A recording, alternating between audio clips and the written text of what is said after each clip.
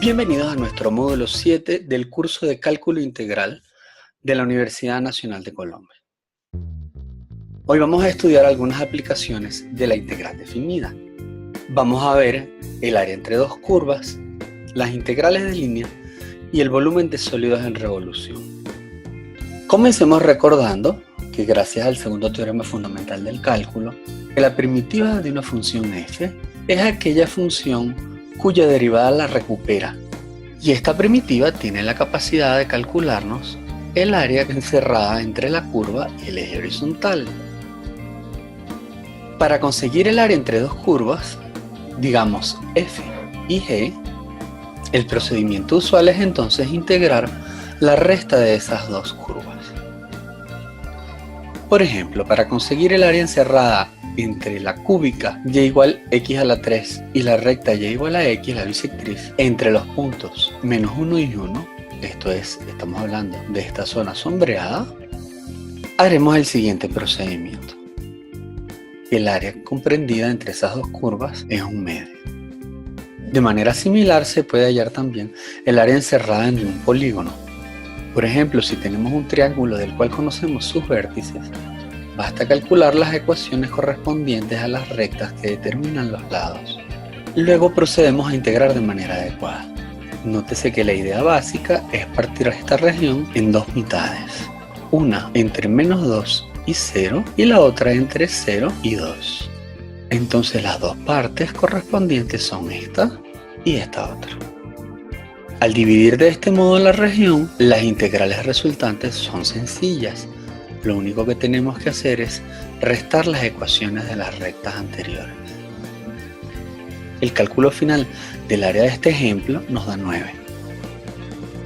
La longitud de arco es la longitud del recorrido que efectúa una curva determinada definida sobre un intervalo compacto, para lo cual efectuamos básicamente el procedimiento de Arquímedes de Alejandría, que es subdividir a la curva en un número finito de puntos y luego aproximar con las longitudes de los segmentos intermedios. Si subdividimos el intervalo AB del dominio de la curva de manera que la partición nos dé siempre subintervalos equidistantes, cuya distancia llamamos delta, entonces la expresión de la integral de Riemann se empieza a simplificar. A medida que tomamos particiones más finas, el ancho de los subintervalos va a tender a 0. Entonces es sencillo ver que en el límite del sumando intermedio va a aparecer de manera natural la derivada del vector de la curva. Por ejemplo, para calcular la longitud del círculo necesitamos parametrizarlo de la manera adecuada con una función que se pueda derivar. Luego de derivarla, sacamos la norma del vector derivada y luego calculamos la integral correspondiente. En este caso el resultado es muy sencillo porque la norma del vector es constante de valor 1.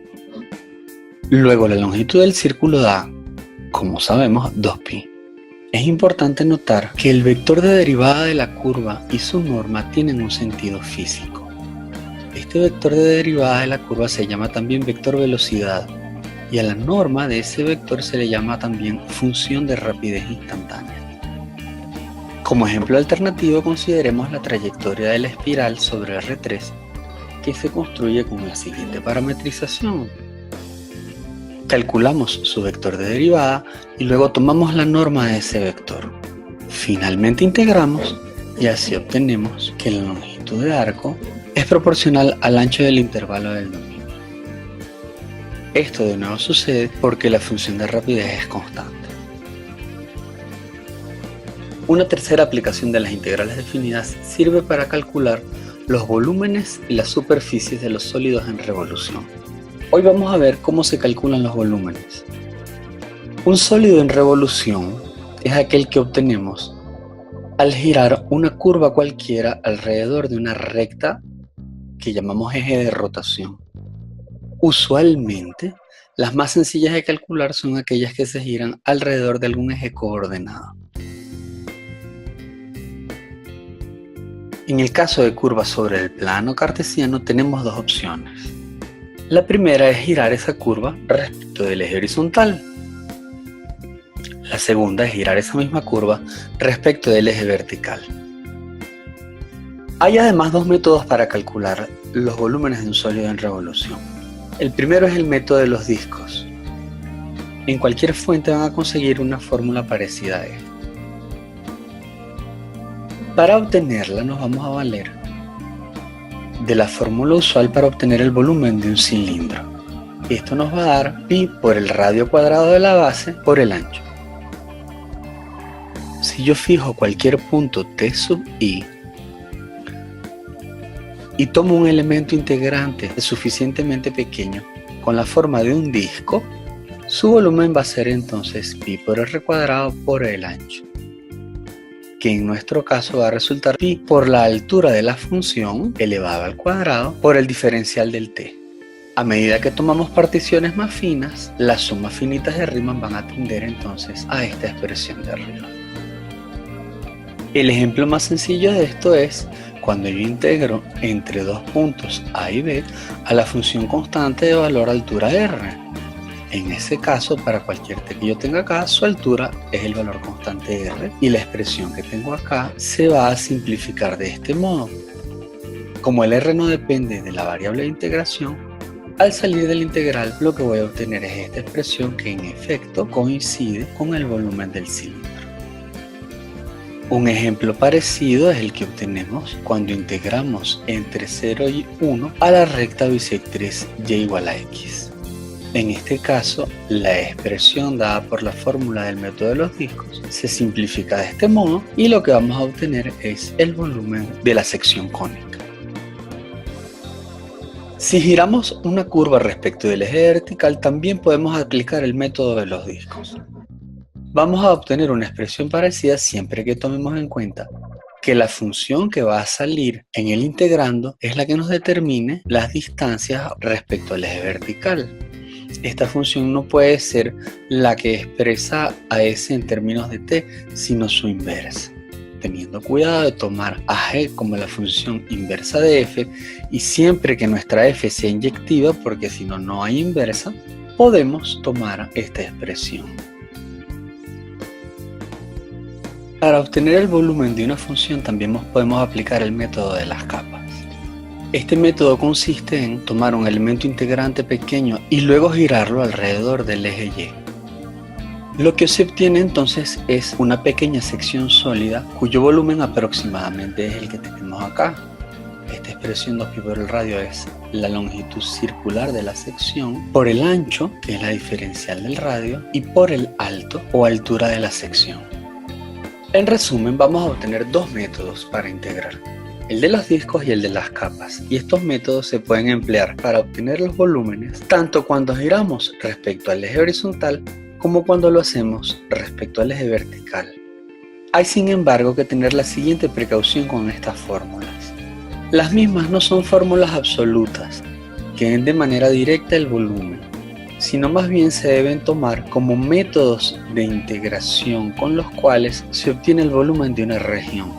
Para ilustrar exactamente qué es lo que pasa, vamos a considerar un par de ejemplos a continuación.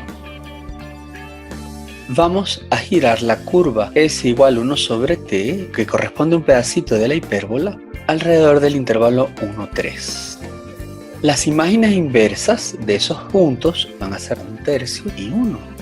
Si yo aplico el método de los discos, vamos a obtener el siguiente resultado. El cociente que está apareciendo acá es el cuadrado de esta función y cuando desarrollo, la integral de 1 sobre s cuadrado es menos 1 sobre s y voy a obtener la expresión de aquí. Entonces el volumen obtenido me da 2pi. Por la manera en que estoy integrando, el volumen que estoy obteniendo es un volumen sólido sin ningún tipo de agujeros. En resumen, el volumen obtenido al girar el trozo de la curva s igual 1 sobre t, cuyo dominio es el intervalo compacto 1, 3, alrededor del eje vertical, es igual a 2pi. Y este es un volumen sólido sin agujeros. Vamos ahora a aplicar el método de las capas para girar esta misma curva.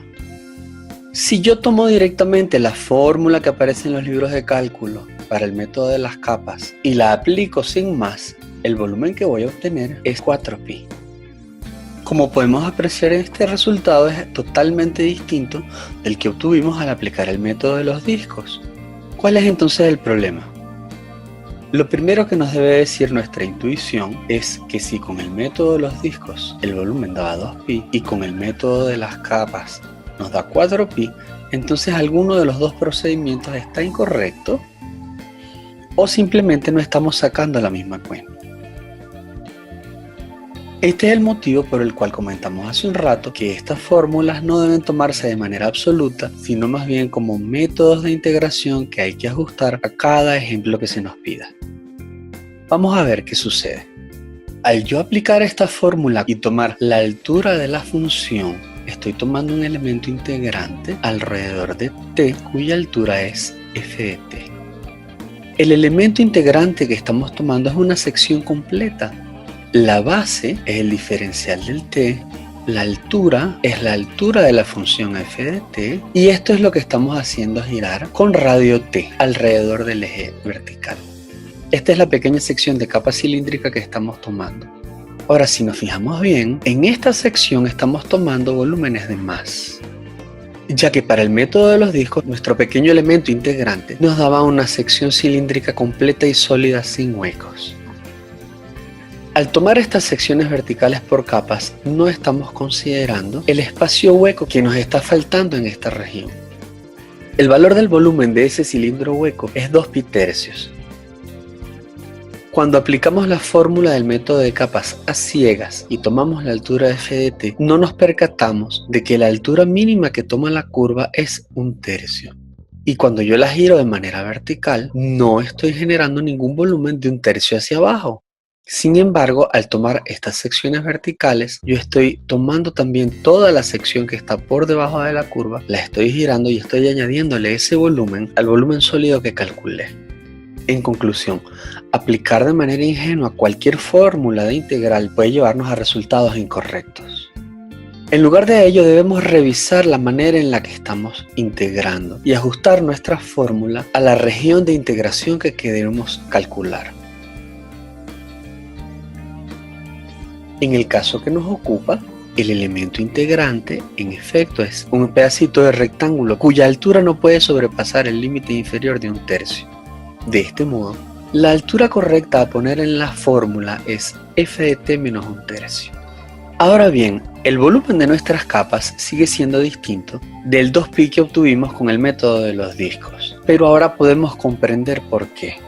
Lo que ha sucedido es que al aplicar el método de las capas, el volumen total del sólido que obteníamos con el método de los discos se ha descompuesto en dos pedazos. Este 4 tercios es el que obtenemos con el método de las capas y este 2 tercios es el volumen del hueco restante que quedaba. Si lo sumamos ambos, obtenemos el volumen total del sólido.